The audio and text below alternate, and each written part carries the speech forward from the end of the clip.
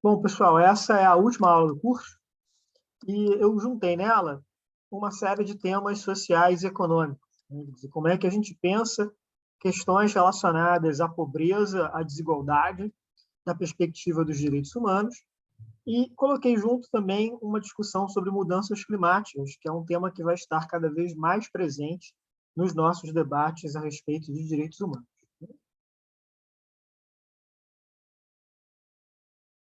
Então, vamos começar por essa discussão, né? Qual é o lugar do combate à pobreza, do lugar do combate à desigualdade nas discussões sobre direitos humanos? A gente viu em outras aulas que a agenda global de direitos humanos se divide em termos de direitos sociais, econômicos, direitos civis e políticos. Bom, os direitos sociais e econômicos, eles entraram nessas agendas de maneira relativamente tardia, né?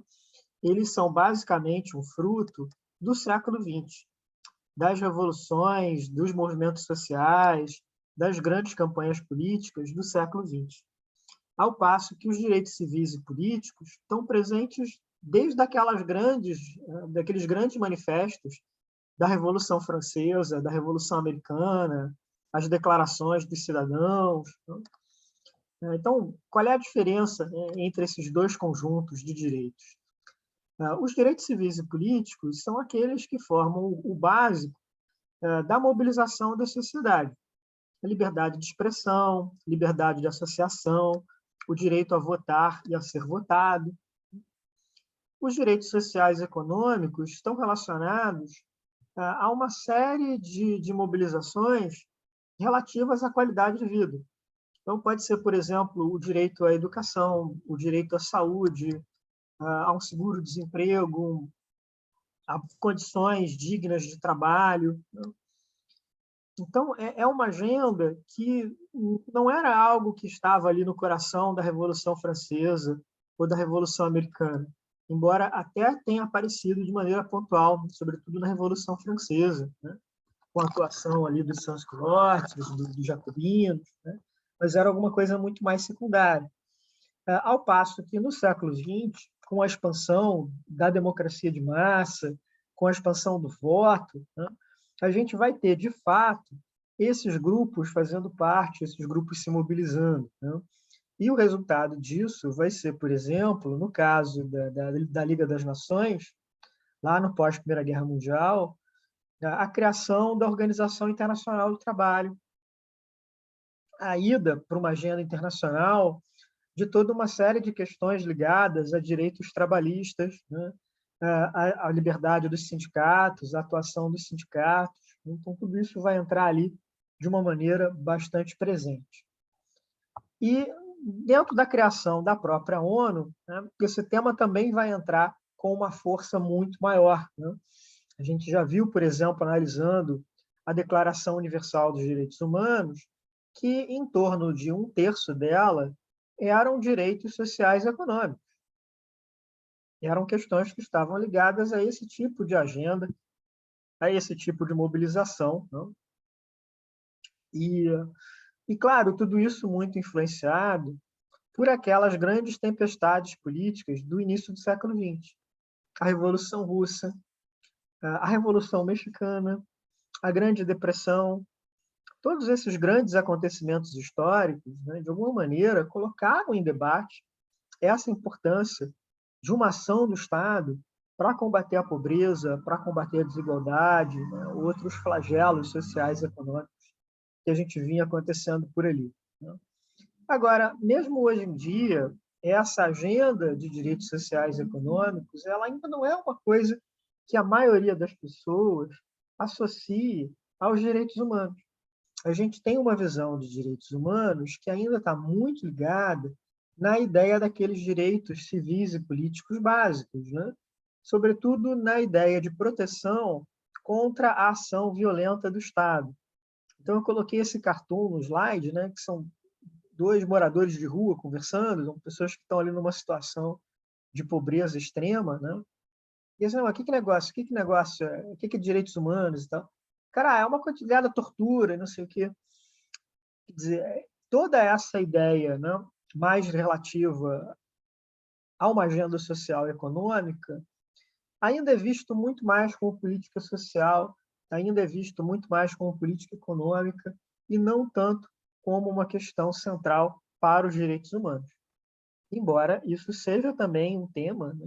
Eu vou dar aqui alguns exemplos para vocês, de várias organizações de direitos humanos, de vários movimentos políticos que trabalham com essas questões, né? E, bom, se a gente olhar, então, os tratados internacionais, né, toda essa normativa global sobre direitos humanos, a gente vai encontrar uma agenda social e econômica, tanto na questão ali da Declaração Universal dos Direitos Humanos, em torno de um terço dela lida com essa temática, e vamos encontrar também naqueles grandes pactos da ONU dos anos 60, né, o Pacto Internacional dos Direitos Sociais, Econômicos e Culturais. E hoje em dia se fala cada vez mais dos direitos sociais e econômicos, junto também com os direitos culturais, né? Estão entrando aí num grande pacote, e de maneira crescente também os direitos ambientais estão entrando nessa agenda, né? E só para frisar de que é uma coisa diferente dos direitos civis e políticos. Inclusive, há muitas classificações de direitos humanos que falam nos direitos civis e políticos como os direitos da primeira geração e os direitos sociais e econômicos como os direitos de segunda geração. Então, a ideia é que, primeiro, os trabalhadores, as pessoas mais pobres, ganharam esses direitos civis e políticos, né? Ganharam esses direitos à mobilização, e só depois eles conseguiram ali se mobilizar para pleitear esses direitos sociais e econômicos. Então, tudo vem aí muito ligado, né, dentro dessas ideias. Não é necessariamente assim, essa visão de várias etapas, né? É uma visão muito esquemática, a prática é um pouco mais complexa do que isso, mas ela ajuda a gente a entender um pouquinho também essas dinâmicas, essas transições. E, bom, apesar de tudo isso, né, as organizações de direitos humanos elas têm uma certa dificuldade ainda em lidar com o tema dos direitos sociais e econômicos, né? Elas foram criadas muito mais para essas grandes campanhas sobre os direitos civis e políticos. Eu vou dar o exemplo da Anistia Internacional, né, que é a organização na qual eu trabalhei, né, e como é que ela lida com tudo isso, né? Bom, primeiro, a Anistia entrou com força, né, dentro dessa temática social e econômica, após a Guerra Fria, dos anos 90 em diante.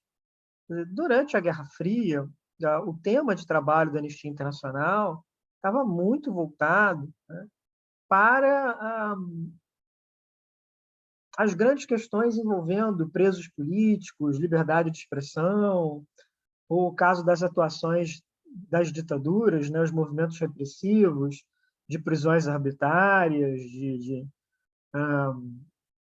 desaparecimentos, né?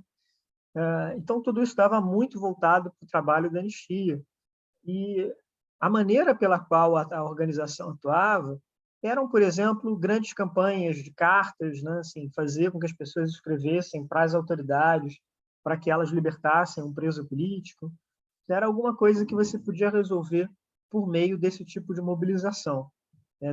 Era uma solução que dependia meramente de um ato de vontade de um decisor. Isso é diferente quando a gente fala de um tema social e econômico.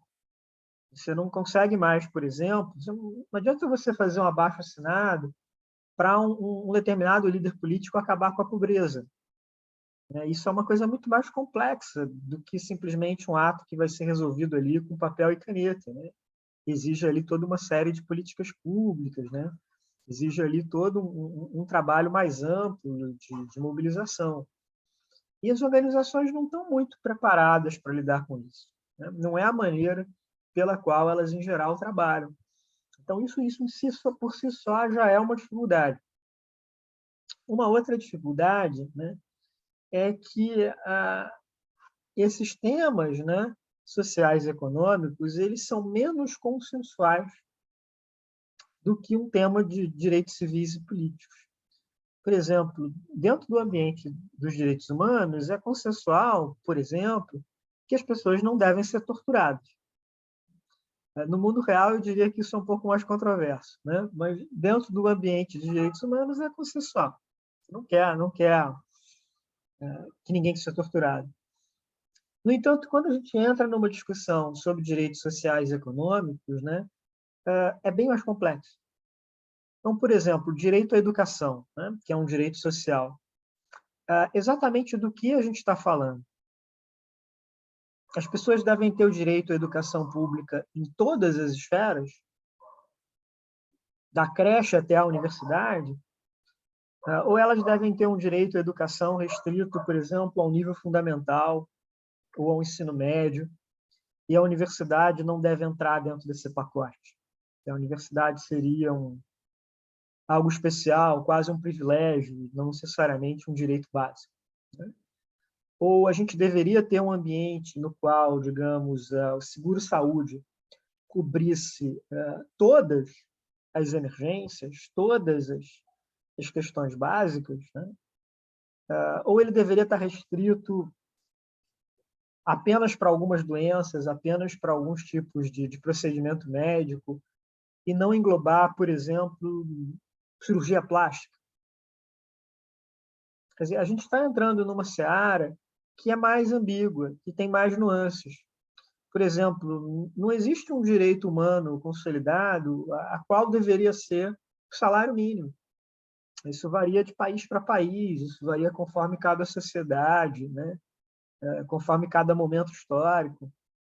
É mais difícil mobilizar as pessoas em torno dessa agenda. Ela é mais política, né? Ela passa mais pelo que são as opiniões de cada partido, de cada liderança. Então, a gente está ali numa seara realmente que tem níveis mais difíceis.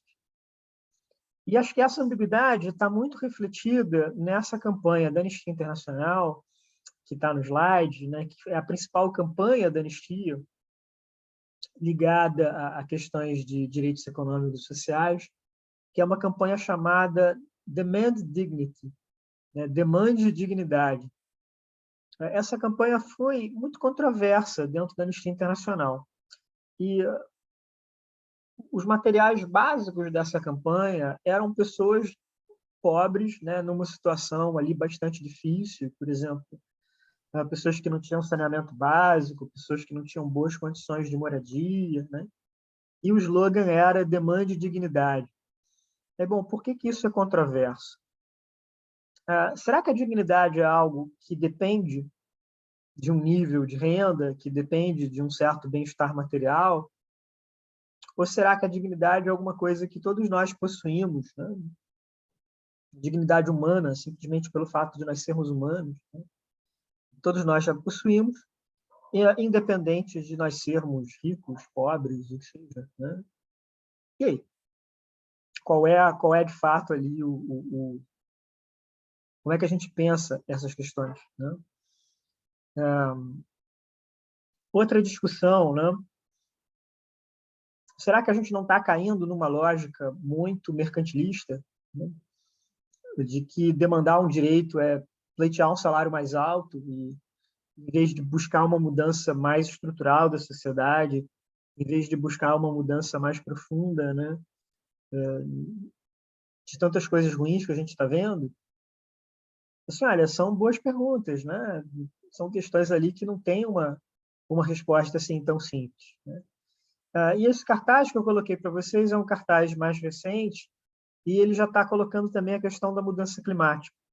Como é que a mudança climática afeta, né, quem é que os temas de direitos humanos, como a gente vai ver daqui a pouquinho. E um outro ponto importante também é que, embora pessoas de qualquer faixa de renda possam sofrer uma violação de direitos humanos, é claro que uma pessoa mais pobre está muito mais frágil em termos de violação de direitos humanos do que uma pessoa rica. Ela fica muito mais à mercê de várias circunstâncias que podem ir desde violência policial até atos ilegais por parte do Estado, né? Ou sofrer algum tipo de violência privada também, né? Quer dizer, em geral, quando você tem mais dinheiro, quando você tem mais informação, quando você tem um nível educacional melhor, né? Você tem também mais possibilidades de se proteger, você tem mais possibilidades de se defender, né? Tudo isso entra também ali como uma questão importante dentro dessas realidades. Bom, mas então, se é assim, é tão difícil para as organizações de direitos humanos trabalharem com os temas sociais e econômicos, como é que elas fazem, de fato, para lidar com isso? Quais são os instrumentos que elas utilizam, né, para colocar em discussão essa agenda de direitos sociais e econômicos?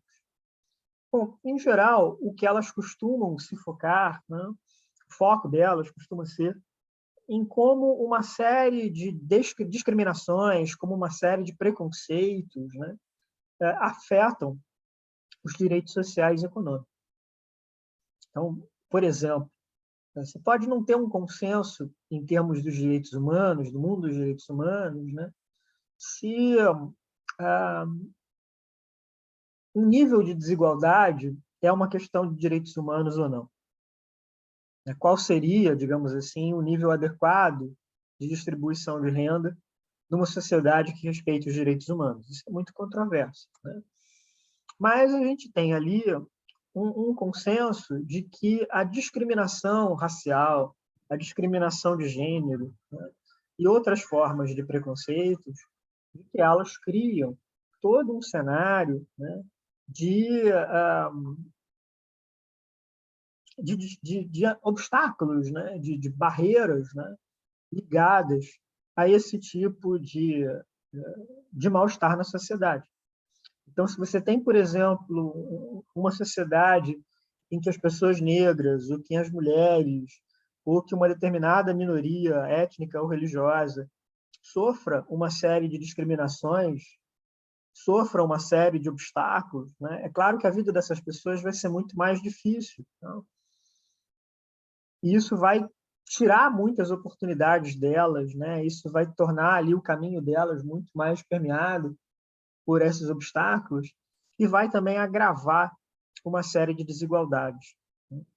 Então, essa pauta do combate à discriminação, essa pauta do combate, né, ao racismo, por exemplo, ela é uma pauta mais consensual, ela é mais aceita em termos das organizações de direitos humanos do que a agenda de grandes temas econômicos.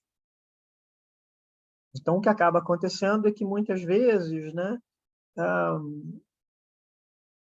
os movimentos vão atuar por aí, né? As organizações vão atuar por aí, né? Então, vamos dizer, é mais fácil você organizar uma campanha contra a discriminação em termos de mercado de trabalho, pleiteando oportunidades iguais para as mulheres, oportunidades iguais para as pessoas negras, né? Defendendo programas de ações afirmativas, do que por exemplo, você criar aí uma campanha sobre, sei lá, qual deveria ser a diferença do salário do presidente da empresa do salário das pessoas que têm os cargos mais simples dentro dessa organização. Isso é muito mais controverso, né? Isso é muito mais, cada caso é um caso. Então, reflete também ali um pouco, né, como é que essas várias organizações lidam com tudo isso. No entanto, o que a gente tem também é o tema da desigualdade aparecendo cada vez mais como um tema muito forte no debate público, sobretudo hoje em dia nos países ricos, né? Nesses últimos 20, 30 anos, a desigualdade cresceu muito nos Estados Unidos, em alguns países europeus também, particularmente na Inglaterra, né? E ela se tornou um problema político de primeira ordem, né? Ela se tornou um problema político que afeta ali, de modo bastante presente, né, todas as questões envolvendo, por exemplo, a ascensão de políticos populistas, de movimentos extremistas na Europa e nos Estados Unidos, né? Em grande medida, eles são também uma reação a desigualdade, né? Eles são também ali uma presença a tudo isso, né? E esse tema tem crescido, né, em termos de como ele consegue mobilizar os eleitores, em termos de como ele consegue mobilizar cada sociedade, e ele tem se tornado também um desafio para os movimentos de direitos humanos. E aí, como é que se lida, né, com essa questão da desigualdade?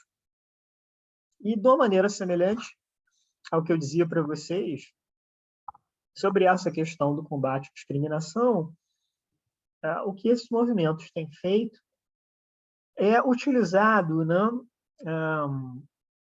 toda essa temática da desigualdade para falar, por exemplo, de violência policial ou da questão da desigualdade do acesso à justiça.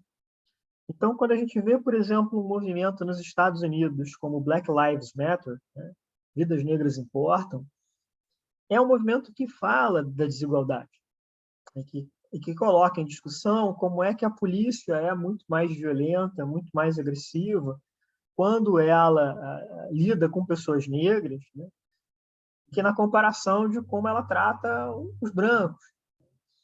Essa minha última viagem aos Estados Unidos, agora em fevereiro, eu fiquei muito impressionado em como essa temática das questões raciais, em como essa temática de todas essas tensões, né, estava ali muito, permeava muito a sociedade americana, né, estava ali muito presente em todas essas discussões envolvendo o racismo, envolvendo a polícia, a segurança pública. O tempo inteiro nas cidades eu via cartazes, eu via grafites falando do movimento. Né?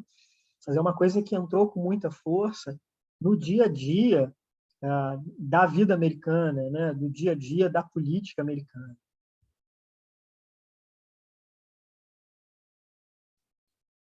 E aí, para juntar tudo isso, a gente tem também toda essa discussão envolvendo o impacto da mudança climática para os direitos humanos.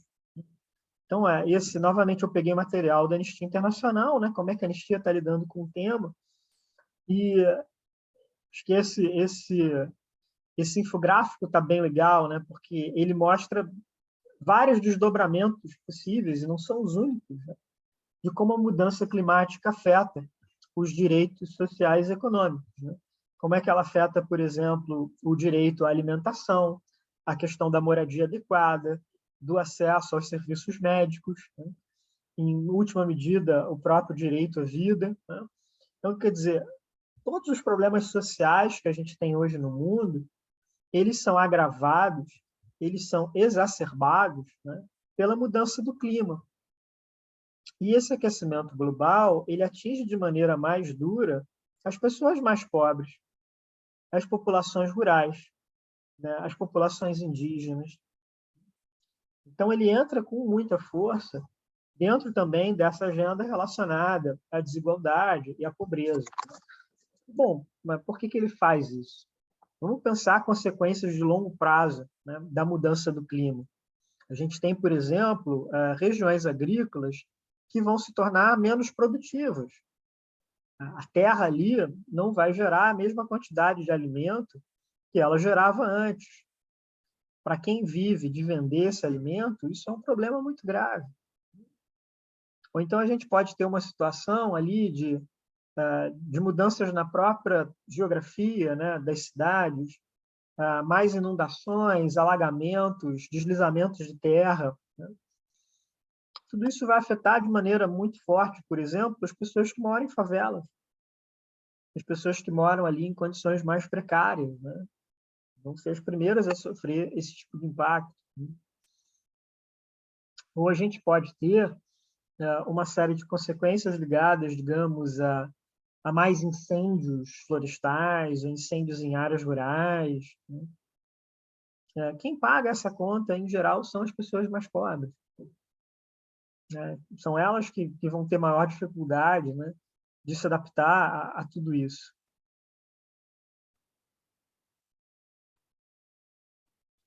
E, por fim, mas não menos importante, né, a gente tem também, com todo esse movimento, com toda essa mobilização, né, uma um ativismo muito forte, né, de populações que são tradicionalmente, ou que eram tradicionalmente marginalizadas, né?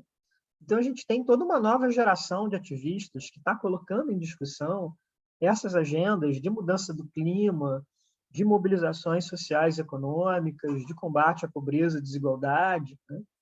E se a gente olhar, por exemplo, no caso brasileiro, a gente tem lideranças como essa que eu coloquei no slide, que é a Tchai Suruí, né, que é uma indígena da Amazônia, e que estão indo para as conferências da ONU, que estão participando, né, dos debates internacionais, que estão nas redes sociais se mobilizando, né?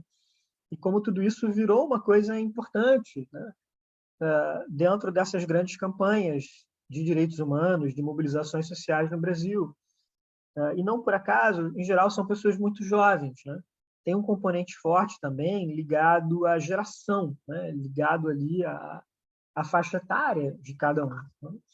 Então, a gente tem, por exemplo, toda essa nova geração Greta, né, batizada aí a partir da Greta Thunberg, da ativista sueca de mudança do clima, que são pessoas que colocaram de maneira muito intensa, né, todas essas discussões sobre mudança climática, direitos humanos, e contestando uma geração mais velha, né, contestando a geração dos seus pais, dos seus avós, né, dizendo que vocês não estão fazendo o necessário para isso, né? Vocês não estão fazendo aquilo que deve ser feito para mudar o mundo. Então, isso apareceu aí com muita força. E a gente também está vendo isso no Brasil. Então, é toda uma nova maneira de pensar o engajamento público em defesa dos direitos humanos, né? Conectando com essas agendas ambientais, então, conectando também com essas populações, né, indígenas, ribeirinhas, o que seja, né, que estão sentindo também o impacto mais duro, mais profundo de todas essas mudanças, né, de todas essas dificuldades que a gente está vendo relacionadas ao aquecimento global. Então, eu acho que cada vez mais, no futuro, o que a gente vai ter são mobilizações de direitos humanos, né, que estão envolvendo esses vários campos, que envolvem combate à pobreza, que envolvem enfrentamento das desigualdades e que estão olhando também para as questões ligadas à mudança climática, né? Então, tudo isso junto, a gente vai ter um novo caldo político, né, uma nova base de fazer política, que eu acho que vai ser muito forte, muito importante nos próximos anos.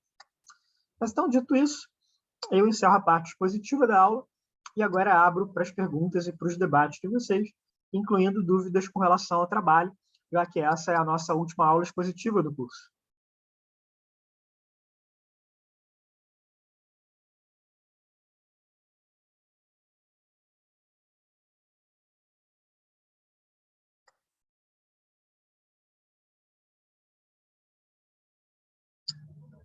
Sérgio, me entreguem o trabalho até o final de maio. Quer dizer, temos aí 2 semanas para isso.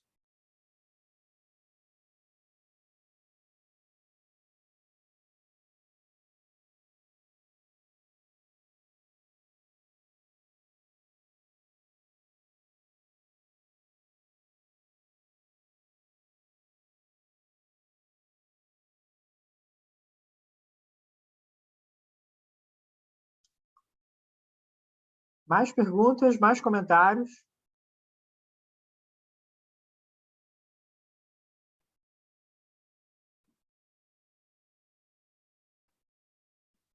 Ok. Bom, deixa eu interromper então aqui a gravação.